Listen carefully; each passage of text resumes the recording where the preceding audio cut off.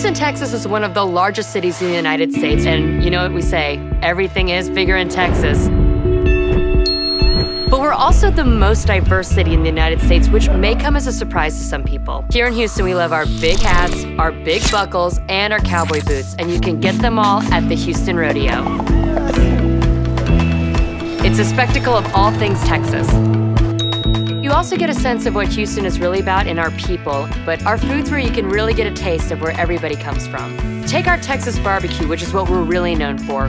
We have a little bit of a dry rub from the German community, a saucier mix from the African American community, and our barbacoa from our Mexican community. Check out this place called Corkscrew Barbecue. It's in a quaint neighborhood called Old Town Spring, and it looks like it's been frozen in time. And the food is delicious. Another thing we're really known for is our Tex-Mex, which is like cowboy food with a little bit of a Mexican influence. You've got to check out El Real, which is the best Tex-Mex in town. While you're there, be sure you get the cheese enchilada. And then there's Tony's, which is an upscale local favorite. The food is incredible. Where else are you going to eat in front of a Rauschenberg? It's really interesting to see how different cultures come together.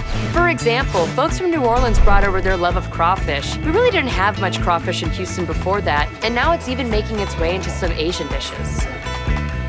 We actually have the largest Chinatown outside of California, and it's a lot of fun. Just walk around, try any dish from any culture in Asia. And the art. Houston is full of art. You can find art anywhere, in our museums, in our parks, on murals, in people's yards. I mean, it's everywhere. My favorite place to see art is a little bit off the beaten path, but you can get there like everywhere on Metro Rail. It's the Rothko Chapel.